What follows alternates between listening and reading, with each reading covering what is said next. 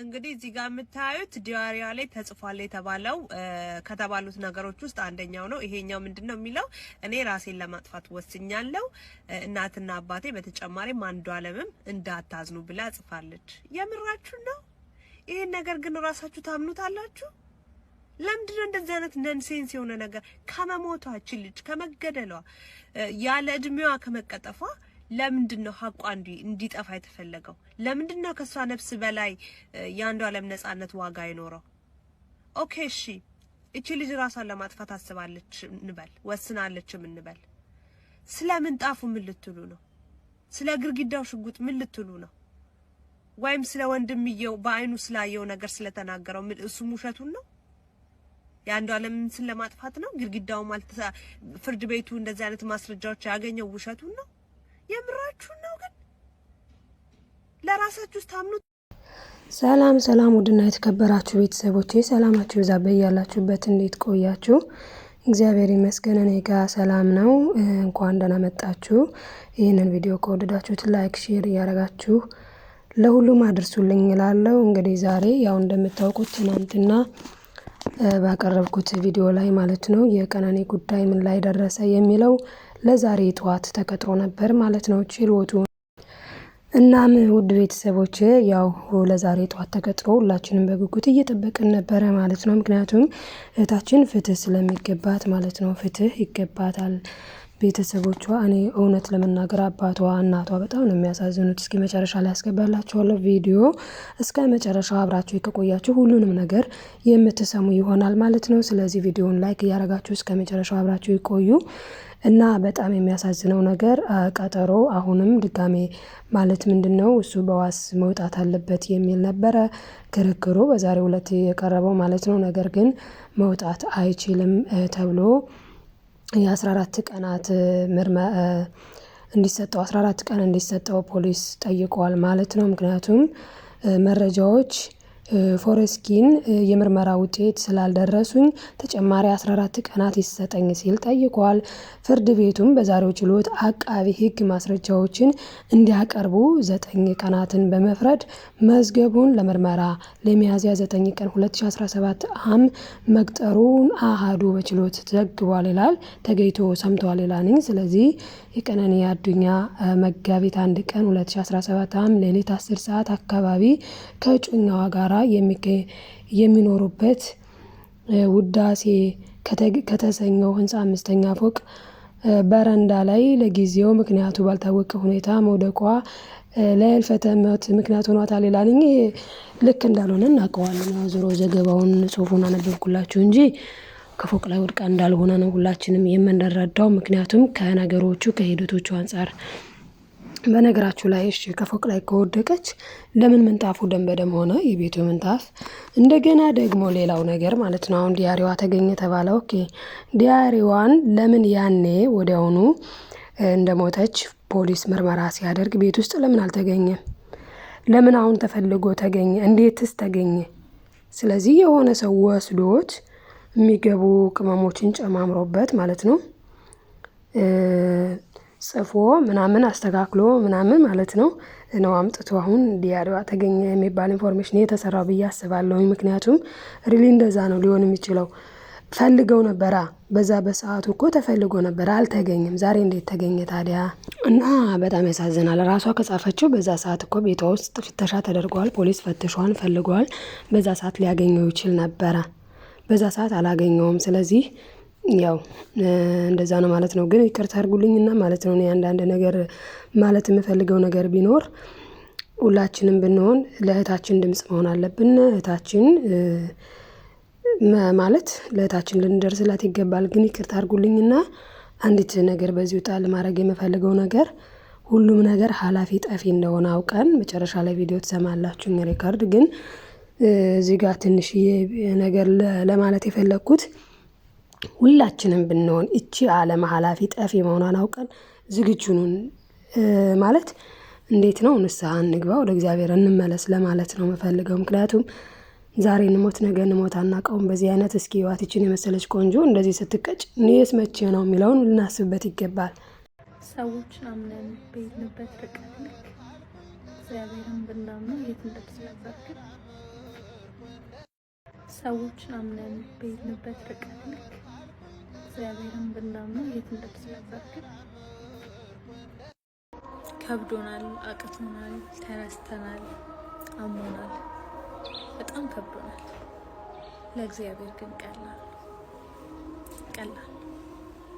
ዳሯ በፍቺ የተጠናቀቀው ድምፃዊት ዳግማዊት ፀሐዬ ጸልዩልኝ ስትልም የተማጽኖ ድምጽ አሰምታለች። ከተማጽኖዋ በላይ ትዳሯ በመለያየት ባይደመደም ምናልባትም እንደ ሰሞነኛው ክስተት እጣ ክፍሏ በማይሆን ታሪክ እንደሚቋጭ የገለጸችበት መንገድ ብዙዎችን ያስደነገጠና ችላ የኖረችውን ህይወት ክብደቱን ያረጋገጠ ሆኗል። ይሁን እንጂ ድምፃዊቷ ባጋራችው ሰፋ ያለ መልእክት ትዳሩ በፍቺ መጠናቀቁን አመላክቷል። እንዲሁም ያሳለፈቻቸውን ከባድ ጊዜያት በቃላት ሰድራ እንዲህ ብላለች። በነገራችሁ ላይ መጠንከርም አንዳንዴ ይደክማል፣ ግን ፈጣሪ ይመስገን ከእግዚአብሔር ጋር ልጆቼን እያሳደግኩ ነው። ነገሮች ሁሉ መሆን ስላለባቸው ነው የሚሆኑት። ይገባኛል ምን ያህል አስባችሁ እኔን ለማጠንከር እንደሆነ። በዛ ላይ ከተለያዩ የሶሻል ሚዲያዎች የእውነት ፍንጭ ያላቸውንም ሆነ የሐሰት መረጃ ስትሰሙ ግራ እንደምትጋቡና የተለያየ አይነት ጥያቄዎች እንደሚፈጥርባችሁ፣ አንዳንዶቹም እንደውም ያለምንም መረጃ ይሄን አየን ይሄን ሰማን ይላሉ። እውነታው ግን ትዳር ይታመማል። ይታከማል ወይ? አዎ እንደ እግዚአብሔር ፍቃድ ይታከማል፣ ታክሞም ይድናል። ካንሰር ደረጃ ከደረሰ ግን በቃ ያበቃል፣ አይድንም። ስለዚህም ያለው አማራጭ በሰላም መለያየትና የልጆችን ግዴታ ኃላፊነት በአግባቡ መወጣት ይሆናል። ስለዚህም እኔም ይሄንኑን እየተገበርኩ ነው። አንዳንዴ ለልጆች ብለን በትዳር ውስጥ አላስፈላጊ መስዋዕትነት እንደምንከፍለው ሁሉ ለልጆች ሲባል ውድ ህይወታችንን ላለማጣት መለያየት ይመረጣል። እንግዲህ እንደሰማችሁት ነው ማለት ነው። በእግዚአብሔር ያልተያዘ ነገር ሁልጊዜም ወዳቂ ነው ማለት ነው። ምክንያቱም ምርኩዛችን እግዚአብሔር ከሆነ ነው ልንጸና የምንችለውና አሁን ደግሞ ታዋቂ ሰዎችም እንደው እንደዚህ በሶሻል ሚዲያ እንኳን የምናያቸው ደህና ሰዎችም እየተፋቱ ነው ያሉትና ሀገራችን ምንድነው ኑሮ ውድነቱ ነው የሚያፋታችሁ ወይስ ምንድነው ነው? ማለት ለኔ የፈለኩት ምን መሰላችሁ? ትዳር ይታመማል፣ አዎ ይታመማል፣ ይታከማል፣ ደግሞም ይታከማል። ካንሰር ጋር የሚያደርሰው በእርግጥ ብዙ ነገሮች ማለት አንዳንድ ጊዜ ሁላችንም አንድ አይነት ሆነን አንፈጠርም። አንዳንድ ሰዎች ምን መሰላችሁ? ለምሳሌ ሴቷ የዋህ ትሆንና ወንድየው ደግሞ ነገርን በሁሉ የሚይዝ ይሆናል፣ ወይም ደግሞ በተቃራኒ እሷ ደግሞ እንደዛ ልትሆን ትችላለች። እና ስለዚህ ምንድነው መፍትሄው ካለን መጀመሪያውኑ ልብስ ሲሰፋ ተለክቶ ነው አይደለ? ስለዚህ ትዳርም ደግሞ ሲገባ እስኪ ቆይ ይሄ ሰው ለኔ ይሆነኛል ወይ ማለት አዎ እናውቃለን። ተጠናንተን የሚባል ጉዳይ አለ፣ መጠናናቱ ምናምን አለ። ግን ሆኖ ሳለ ደግሞ ሌላው ምንድነው አሁን እነዚህ ልጆች በጣም ያስቀናሉ አይደለ? ዛሬ ግን ተፋታነ ሲሉ አይገርም? ምክንያቱም እኛ ብዙ ጊዜ የምንጋባው በስሜት ነው፣ በስሌት ሳይሆን። ስሌት ምንድነው?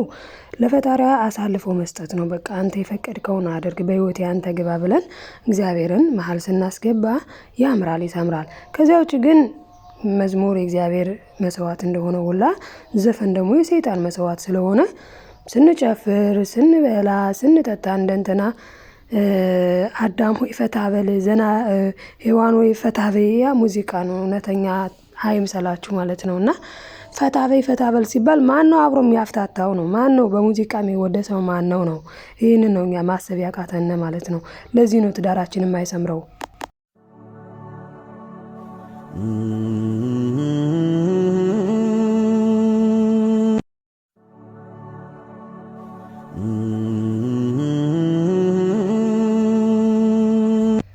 ሌላው ደግሞ የሚያሳዝነው ነገር ማለት ነው ይሄ ቪዲዮ ያሳየኋችሁ በጣም ነው የሚያሳዝነው፣ በጣም ነው ልብ የሚነካው።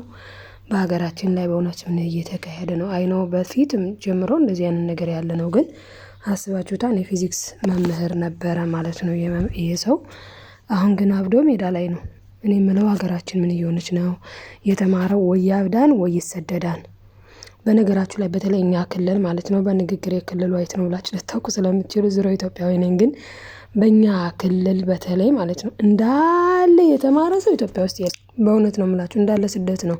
በተለይ የተማረው ማለት ነው በተለይ የተማረው በሆነ ትምህርት ይማርና ከዛ አገሬን ልጥቀም አገሬን ላገልግል ብሎ አገሩን ለማገልገል በዛው በተማረበት ሲያገለግል ወይ ይገፋን ወይ ፖለቲካ ፓርቲዎች ምናምን ይነካኩታን በቃ አይሆንም አይሳካም። ከዛ ምን ያደርጋን ይሰደዳል። ስንት የተማረው ማለት ነው። ወይኔ በመቤቴ በእውነት ነው የምላችሁ። በቃ ኢትዮጵያ ይማራል ወደ ውጭ ይሄዳል። እዛ ሄዶ እኮ ያው በተማረው እኮ አይሰራም። ግን የተማረውን ያገኘውን እውቀት ግን ለሌላ ሀገር ነው የሚሰጠው። በጣም ያናድዳን፣ በጣም ያበሳጨን ሲሪየስ ማለት ነው። እና ተምረን በሀገራችን ላይ ሰርተን መኖር የምንችለው መቼ ነው? ሳንማረስ ደግሞ በሀገራችን ላይ ምኑንም ሰርተን መኖር የምንችለው መቼ ነው? በጣም የሚያሳስብ ነው። አርቲስቱ እንደዚህ ይጋባን ይፋታን ይጋደላን በቃ የሆነ ነገር ይሆናል። የተማረው ደግሞ ይሰደዳን። ሀገሪቱ በእውነት በጣም ነው የምታሳዝነው ማለት ነው። እና ምንድነው የተፈለገው? በተለይ ስደቱ በጣም ነው የበረታውና ይሰደዳን። ሊቢያ በረሃ ይቀራን፣ ይሰደዳን፣ ባህር ውስጥ ይገባን። ዲፖፕሌሽኑ ከአውሮፓ አልፎ እኛ ሀገር ገብቶ ነው እንዴ? ታውቃላችሁ ምን እንደሆነ? ዲፖፕሌሽን ማለት የህዝብ ቅነሳ ማለት ነው። እና የህዝብ ቅነሳው ከአውሮፓውያን የመጣው ውርስ እኛ ጋር ደርሶ ይኸው እርስ በርሳችን ያጋደለናን፣ ይኸው ያጋጭናን፣ ያባላናን። በነገራችሁ ላይ በአርቲስቶች ደረጃ ማለት ነው ትዳር ሲፈታ ትዳር ሲበተን ከዛ ደግሞ አሉ አንዳንድ ሴቶች ደግሞ ፌሚኒዝም የሚወዱ ወጥተው ትዳር ምንም አይሰራልሽም ራስሽን ቻይ የራስሽ የሆነ ነገር ይኑርሽ ምናምን ብለው በቃ ፌሚኒዝም የሚያስማሙት እንደነ ማማ ፊሽካ የምትባለው ልጅ በቲክቶክ ማለት ነው። እነሱ የሚያመጡት ምን መሰላችሁ ቤተሰቦቼ? ትዳር ተበተነ ማለት ቤተሰብ አይመሰረትም ማለት ነው። ምክንያቱም ሴቷ ብቻዋን እኮ አትወልድም፣ ወንዱ ብቻውን እኮ አይወልድም። ተጋብተው ሲኖሩ ነው የሚዋለዱት። ክርስቶስ ኢየሱስ ደግሞ ምን ብሎናል? ብዙ ተባዙ ምድሩንም ሙሏት ብሎናል። ይሄ ዲፖፕሌሽን ደግሞ የሚፈልገው ምንድነው? ሲንግል ማም እንደገና ደግሞ አባትየውንም ያው ሲንግል ዳድ ማለት ነው እያደረገ ህዝቡን ዝም ብሎ በቃ ይሰኛ። ምክንያቱም ባልና ሚስት አንድ ላይ ካልኖረ ወንዱ ብቻውን መቼም ዝም ብሎ አይኖርም። ምንድነው የሚያደርገው? አንዷኛዋ ሌላኛዋ ሲንግል ማም ጋር ይሄዳል ማለት ነው። በዚህ ምክንያት ምን ሆነ? ሴሰኝነት ይመጣል ማለት ነው። ያ ሲሆን ደግሞ እግዚአብሔር አይወደውም ማለት ነው። ከዛ ምን ያደርጋል? እርስ በርስ እያባላ እንደዚህ እያጋደለ አሁን በነገራችሁ ላይ ማለት ነው ብዙ ልጆች ቲክቶከሮች ሰርተዋን ቪዲዮ በተለይ የታችን ቪዲዮ ይሄንን በፊቷን የተመታችውን እያደረጉ ማለት ነው እኔ ወንድ ማግባት አልፈልግም የማስበው የነበረውን ፕሮግራሜን ካንስል አድርጌያለሁ ይላሉ ማለት ነው። እንደገና ደግሞ ትናንት የተጣሉት ጥንዶችን ደግሞ ቪዲዮ ሰርተው ምን ይላሉ መሰላችሁ? እውነት ተጣልተው ከሆነ እውነት አይሁን አሉ። እውነት አይሁን አንዱ ለልጆች ናቸውና እውነት አይሁን ግን እውነት ተጣልተው ከሆነ አለች አንዷ ልጅ በተለይ ማለት ነው። እኔ ያገባለሁ ብዬ የነበረውን ሐሳቤን ካንስል አድርጌዋለሁ አለች። እና አግብተው እንደዚህ ተዋደናን ብለው እንደዚህ ተለጣጥፈው እንደዚህ ጥሩ ሆነው እንደዚህ ተዋደው ተነስቶ የሚገላት ከሆነ እንደገና ደግሞ ተፋቅረው ተዋደው እንደዛ ሆነው እያየናቸው ደግሞ በኔክስት ዴይ ተጣላን የሚሉ ከሆነ ምንድነው ነው? ግን እኔ የምረዳው ነገር አንድ ነገር አለ። እሱም ሀገራችን ውስጥ የገባ የሆነ ባዕድ ነገር አለ። ሲሪየስ ማለት ነው። የሆነ ባዕድ ነገር አለ እኛ ያልገባን። እግዚአብሔር ግን ያውቀዋል። እግዚአብሔር ደግሞ ያፈርሰዋል። እግዚአብሔር ያከሽፈዋል። ሲሪየስ ከኛ የሚጠበቀው አንድና አንድ እግዚአብሔርን መማጸን ነው። እና እህታችን ደም እግዚአብሔር ይመልሳን። እግዚአብሔር ተበቃይ አምላክ ነው። እውነት አንተ ሰውዬ ማለት ሲሪየስሊ ደሟን ከእጅህ እግዚአብሔር ይቀበላን። ታውቃላችሁ እግዚአብሔር ተበቃይ አምላክ ነው። እና እግዚአብሔር ይበቀለዋንኝ። ፍትህ ለቀነኒ። የተፋቱትን መፋቀርን መስማማትን ያድልልን። የተጣሉትን ያስታርቅልን እግዚአብሔር አምላክ። ለሀገራችን ሰላም ፍቅር ይስጥልን። እኛንም ደግሞ በወጣንበት እግዚአብሔር በሰላም እንደወጣን በሰላም ለሀገራችን ያብቃን። ሀገራችን ላይ የገባውን ይህንን የበበረ ቋቆስ የመጣላት የመጋጨት የማባላት መንፈስ እግዚአብሔር ይሰርልን። በእውነት በእግዚአብሔር በቸሩ መድኃኔዓለም ስም የተወጋ ይሁን ማለት ነው መንፈስ። እና አብራችሁ ስለቆያችሁ አመሰግናለሁኝ። ላይክ፣ ሼር፣ ሰብስክራይብ እያረጋችሁ ቪዲዮውን ለሁሉም ሰው ሼር እያረጋችሁ አዳርሱልኝ። አብራችሁ ስለቆያችሁ በድጋሚ አመሰግናለሁ። በሰላም በኔክስት ቪዲዮ እስክንገናኝ ሰላም ሁኑልኝ። ባይ ባይ። ውድ ቤተሰቦቼ ወዳችኋለሁ፣ አከብራችኋለሁ፣ አመሰግናችኋለሁ። ሰላም ሁኑ። ባይ ባይ።